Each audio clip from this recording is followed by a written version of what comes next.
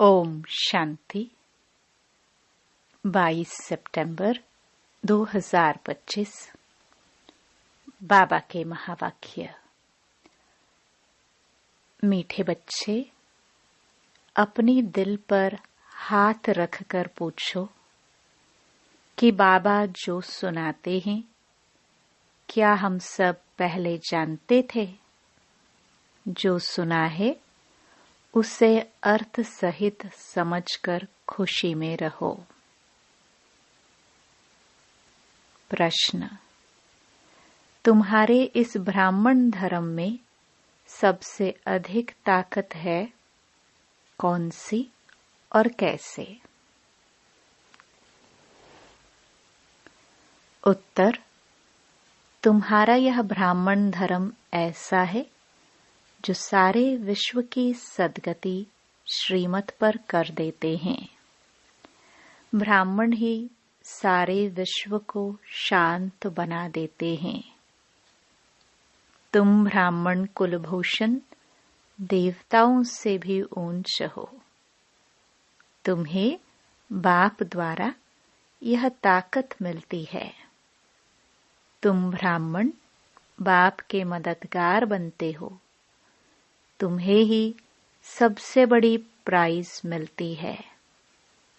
तुम ब्रह्मांड के भी मालिक और विश्व के भी मालिक बनते हो। ओम शांति। मीठे मीठे रूहानी सिखिलदे बच्चों प्रति रूहानी बाप बैठ समझाते हैं। रूहानी बच्चे जानते हैं, रूहानी बाप एक ही बार हर 5000 वर्ष के बाद आते हैं जरूर। कल्प नाम रख दिया है जो कहना पड़ता है। इस ड्रामा की अथवा सृष्टि की आयु 5000 वर्ष है। यह बातें एक ही बाप बैठ समझाते हैं। यह कभी भी कोई मनुष्य के मुख से नहीं सुन सकते हैं। तुम रूहानी बच्चे बैठे हो। तुम जानते हो बरोबर हम सभी आत्माओं का बाप वह एक है। बाप ही बच्चों को बैठ अपना परिचय देते हैं जो कोई भी मनुष्य मात्र नहीं जानते। कोई को पता नहीं गॉड व ईश्वर क्या वस्तु है, जबकि उनको गॉड फादर बाप कहते हैं तो बहुत प्यार होना चाहिए। बेहद का बाप है तो जरूर उनसे वर्षा भी मिलता होगा। अंग्रेजी में अक्षर अच्छा कहते हैं हेवनली गॉड फादर। हेवन कहा जाता है नई दुनिया को और हेल कहा जाता है पुरानी दुनिया को, परंतु स्वर्ग को कोई जानते नहीं। सन्यासी तो मानते ही नहीं। वह कभी ऐसे नहीं कहेंगे कि बाप स्वर्ग का रचयिता है। हेवनली गॉड फादर, यह अक्षर बहुत मीठा है और हेवन मशहूर भी है। तुम बच्चों की बुद्धि में हेवन और हेल का सारा चक्र सृष्टि के आदि मध्य अंत का बुद्धि में फिरता है। जो जो सर्विसेबल है सभी तो एक रस सर्विसेबल नहीं बनते। तुम अपनी राजधानी स्थापन कर रहे हो फिर से। तुम कहेंगे हम रूहानी बच्चे बाप की श्रेष्ठ ते श्रेष्ठ मत पर चल रहे हैं। ऊंच ते ऊंच बाप की ही श्रीमत है। श्रीमत भगवत गीता भी गाई हुई है। यह है पहले नंबर का शास्त्र। बाप का नाम सुनने से ही झट वर्षा याद आ जाता है। यह दुनिया में कोई भी नहीं जानते कि गॉड फादर से क्या मिलता है। अक्षर कहते हैं प्राचीन योग, परंतु समझते नहीं कि प्राचीन योग किसने सिखाया। वो तो श्री कृष्ण ही कहेंगे, क्योंकि गीता में श्री कृष्ण का नाम डाल दिया है। अभी तुम समझते हो, बाप ने ही राजयोग सिखाया, जिससे सब मुक्ति जीवन मुक्ति को पाते हैं। यह भी समझते हो कि भारत में ही शिव बाबा आया था, उनकी जयंती भी मनाते हैं, परंतु गीता में नाम गुम होने से महिमा भी गुम हो गई है, जिससे सारी दुनिया को सुख शांति मिलती है। उस बाप को भूल गए हैं। इनको कहाँ ही जाता है एकज भूल का नाटक। बड़े ते बड़ी भूल यह है जो बाप को नहीं जानते। कभी कहते वह नाम रूप से न्यारा है, फिर कहते कच मच अवतार है, ठिक्कर भित्तर में है। भूल में भूल होती जाती है, सीढ़ी नीचे उतरते जाते हैं, कला कम होती जाती है, तमो प्रधान बनते जाते हैं। ड्रामा के प्लान अनुसार जो बाप स्वर्ग का रचयिता है, जिसने भारत को स्वर्ग का मालिक बनाया, उनको ठिक्कर भित्तर में कह देते हैं। अभी बाप समझाते हैं, तुम सीढ़ी कैसे उतरते आए हो, कुछ भी किसको पता नहीं है। ड्रामा क्या है पूछते रहते हैं। यह दुनिया कब से बनी है, नई सृष्टि कब थी, तो कह देंगे लाखों वर्ष आगे। समझते हैं पुरानी दुनिया में तो अभी बहुत वर्ष पड़े हैं। इसको अज्ञान अंधियारा कहा जाता है। गायन भी है, ज्ञान अंजन सतगुरु दिया, अज्ञान अंधेर विनाश। तुम समझते हो रचयिता बाप जरूर स्वर्ग ही रचेंगे। बाप ही आकर नरक को स्वर्ग बनाते हैं। रचयिता बाप ही आकर सृष्टि के आदि मध्य अंत का ज्ञान सुनाते हैं। आते भी है अंत में, टाइम तो लगता है ना। यह भी बच्चों को समझाया है। ज्ञान में इतना समय नहीं लगता है जितना याद की यात्रा में लगता है। 84 जन्मों की कहानी तो जैसे एक कहानी है। आज से 5000 वर्ष पहले किन्हों का राज्य था, वह राज्य कहाँ गया? तुम बच्चों को अब सारी नॉलेज है। तुम हो कितने साधारण। अजामिल जैसे पापी, अहिल्याए, कुब्जाए, भिलिनिया उनको कितना ऊंच बनाते हैं। बाप समझाते हैं, तुम क्या से क्या बन गए हो। बाप आकर समझाते हैं, पुरानी दुनिया का अब हाल देखो क्या है। मनुष्य कुछ भी नहीं जानते कि सृष्टि का चक्र कैसे फिरता है। बाप कहते हैं, तुम अपनी दिल पर हाथ रखकर पूछो। आगे यह कुछ जानते थे? कुछ भी नहीं। अभी जानते हो। बाबा फिर से आकर हमको विश्व की बादशाही देते हैं। कोई की बुद्धि में नहीं आएगा कि विश्व की बादशाही क्या होती है। विश्व माना सारी दुनिया। तुम जानते हो, बाप हमको ऐसा राज्य देते हैं जो हमसे आधा कल्प तक कोई छीन नहीं सकते। तो बच्चों को कितनी खुशी होनी चाहिए। बाप से कितना बार राज्य लिया है।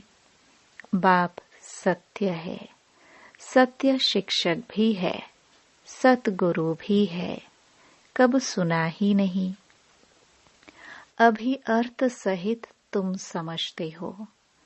तुम बच्चे हो, बाप को तो याद कर सकते हो। आजकल छोटेपन में ही गुरु करते हैं।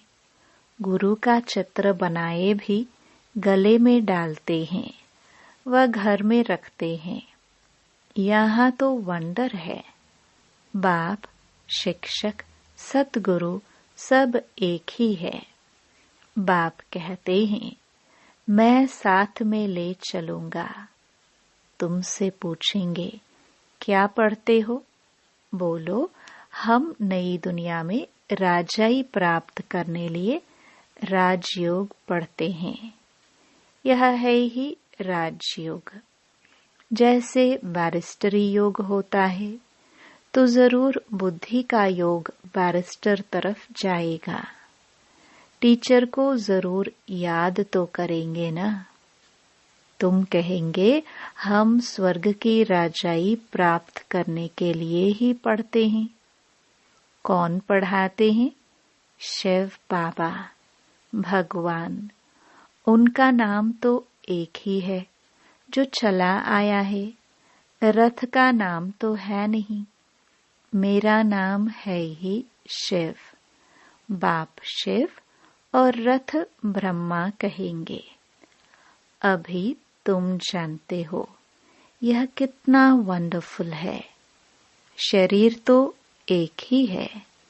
इनको भाग्यशाली रथ क्यों कहते हैं? क्योंकि शिव बाबा की प्रवेशता है तो जरूर दो आत्माएं ठहरी। यह भी तुम जानते हो, और किसको तो यह ख्याल में भी नहीं आता। अब दिखाते हैं, भागीरथ ने गंगा लाई, क्या पानी लाया? अभी तुम प्रैक्टिकल देखते हो। क्या लाया है? किसने लाया है? किसने प्रवेश किया है? बाप ने किया ना। मनुष्य में पानी थोड़े प्रवेश करेगा। जटाओं से पानी थोड़े आएगा। इन बातों पर मनुष्य कभी ख्याल भी नहीं करते हैं। कहाँ ही जाता है रिलीजन इज माइट। रिलीजन में ताकत है। बताओ, सबसे जास्ती किस रिलीजन में ताकत है? ब्राह्मण रिलीजन में। हाँ, यह ठीक है। जो कुछ ताकत है ब्राह्मण धर्म में ही है, और कोई रिलीजन में कोई ताकत नहीं। तुम अभी ब्राह्मण हो। ब्राह्मणों को ताकत मिलती है बाप से, जो फिर तुम विश्व के मालिक बनते हो। तुम्हारे में कितनी बड़ी ताकत है। तुम कहेंगे, हम ब्राह्मण धर्म के हैं। किसकी बुद्धि में नहीं बैठेगा। विराट रूप भल बनाया है, परंतु वह भी आधा है। मुख्य रचता और उनकी पहली रचना को कोई नहीं जानते। बाप है रचता, फिर ब्राह्मण है चोटी। इसमें ताकत है। बाप को सिर्फ याद करने से ताकत मिलती है। बच्चे तो जरूर नंबरवार ही बनेंगे ना। तुम इस दुनिया में सर्वोत्तम ब्राह्मण कुलभूषण हो। देवताओं से भी ऊंच हो। तुमको अब ताकत मिलती है। सबसे जास्ती ताकत है ब्राह्मण धर्म में। ब्राह्मण क्या करते हैं? सारी विश्व को शांत बना देते हैं। तुम्हारा धर्म ऐसा है जो सर्व की सद्गति करते हैं श्रीमत द्वारा। तब बाप कहते हैं, तुमको अपने से भी ऊंच बनाता हूँ। तुम ब्रह्मांड के भी मालिक, विश्व के भी मालिक बनते हो। सारे विश्व पर तुम राजाई करेंगे। अभी गाते हैं ना, भारत हमारा देश है। कभी महिमा के गीत गाते, कभी फिर कहते भारत की क्या हालत है। जानते नहीं कि भारत इतना ऊंच कब था। मनुष्य तो समझते ही स्वर्ग अथवा नरक यहाँ है। जिसको धन मोटर आदि है वह स्वर्ग में है। यह नहीं समझते स्वर्ग कहाँ ही जाता है नई दुनिया को। यहाँ सब कुछ सीखना है। साइंस का हुनर भी फिर वहाँ काम में आता है। यह साइंस भी वहाँ सुख देती है। यहाँ तो इन सब से है अल्पकाल का सुख। वहाँ तुम बच्चों के लिए यह स्थायी सुख हो जाएगा। यहाँ सब सीखना है जो फिर संस्कार ले जाएंगे। कोई नई आत्माएं नहीं आएंगी जो सीखेंगी। यहाँ के बच्चे ही साइंस सीखकर वहाँ चलते हैं। बहुत होशियार हो जाएंगे। सब संस्कार ले जाएंगे। फिर वहाँ काम में आएंगे। अभी है अल्पकाल का सुख। फिर यह बॉम्ब्स आदि ही सबको खलास कर देंगे। मौत के बगैर शांति का राज्य कैसे हो। यहाँ तो अशांति का राज्य है। यह भी तुम्हारे में नंबरवार है जो समझते हैं। हम पहले पहले अपने घर जाएंगे, फिर सुखधाम में आएंगे। सुख में बाप तो आते ही नहीं। बाप कहते हैं मुझे भी वानप्रस्थ रथ चाहिए न। भक्ति मार्ग में भी सबकी कामनाएं पूरी करता आया हूँ। संदेशियों को भी दिखाया है कैसे भक्त लोग तपस्या पूजा आदि करते हैं। देवियों को सजाए पूजा आदि कर फिर समुद्र में डुबो देते हैं। कितना खर्च होता है। पूछो यह कब से शुरू हुआ है तो कहेंगे परंपरा से चला आया है। कितना भटकते रहते हैं। यह भी सब ड्रामा है। बाप बार बार बच्चों को समझाते हैं हम तुमको बहुत मीठा बनाने आए हैं। यह देवताएं कितने मीठे हैं। अभी तो मनुष्य कितने कड़वे हैं।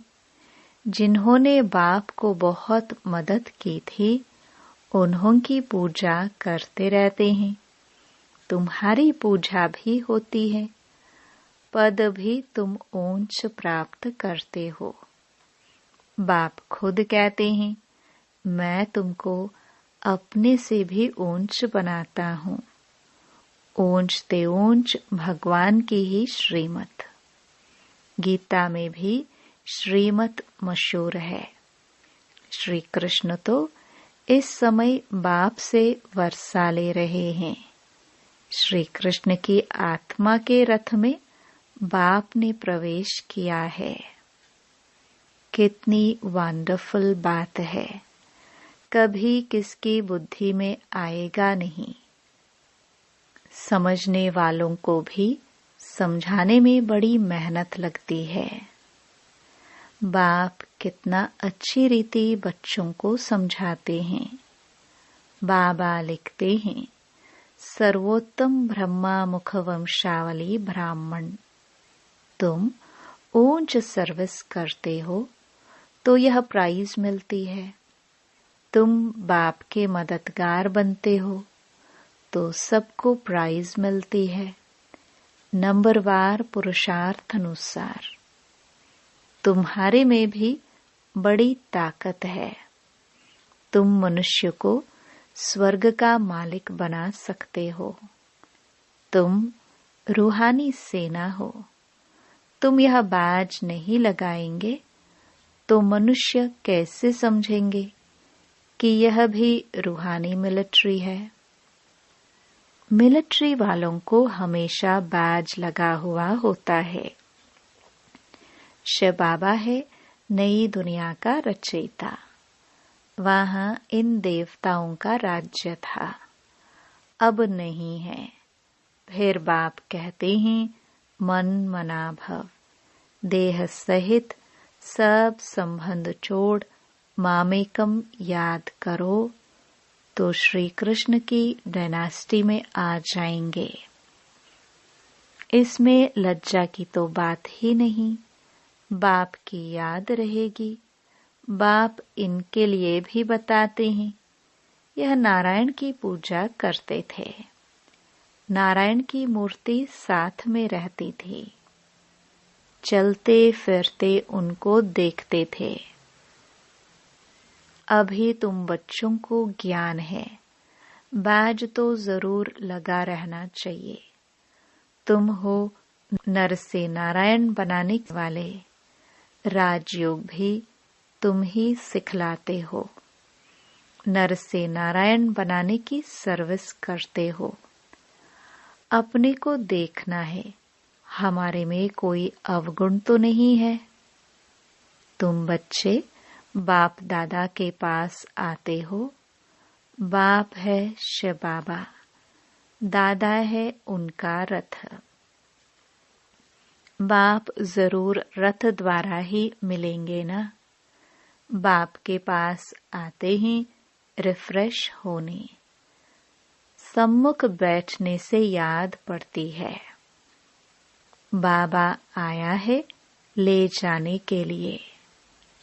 बाप सम्मुख बैठे हैं तो जास्ती याद आनी चाहिए। अपनी याद की यात्रा को वहां भी तुम रोज बढ़ा सकते हो। अच्छा, मीठे मीठे सिखिलदे बच्चों प्रति माता पिता बाप दादा का याद प्यार और गुड मॉर्निंग। रूहानी बाप की रूहानी बच्चों को नमस्ते। धारणा के लिए मुख्य सार।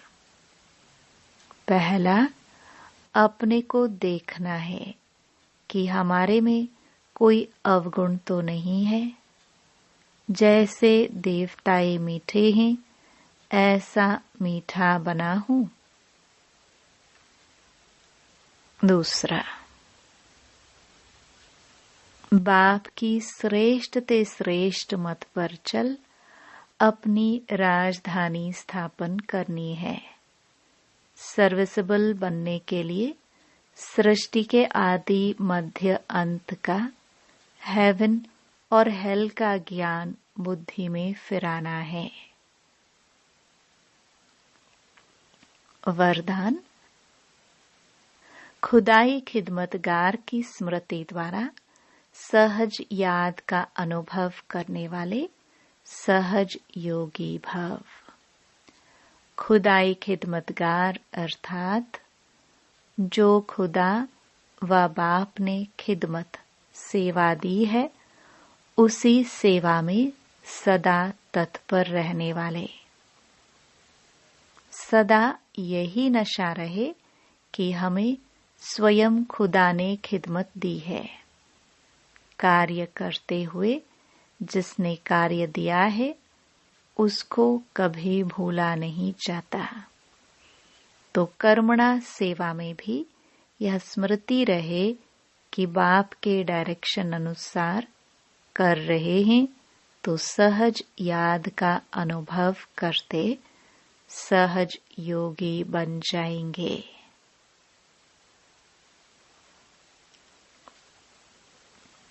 स्लोगन,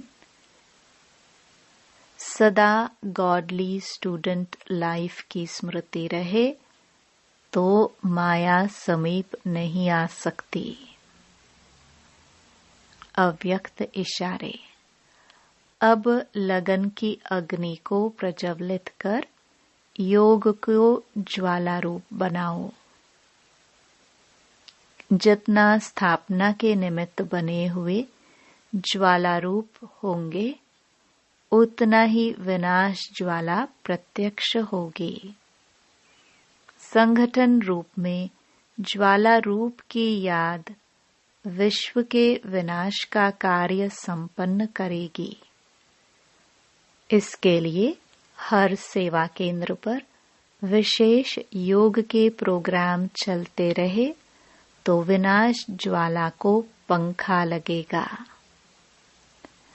योग अग्नि से विनाश की अग्नि जलेगी, ज्वाला से ज्वाला प्रज्वलित होगी। ओम शांति।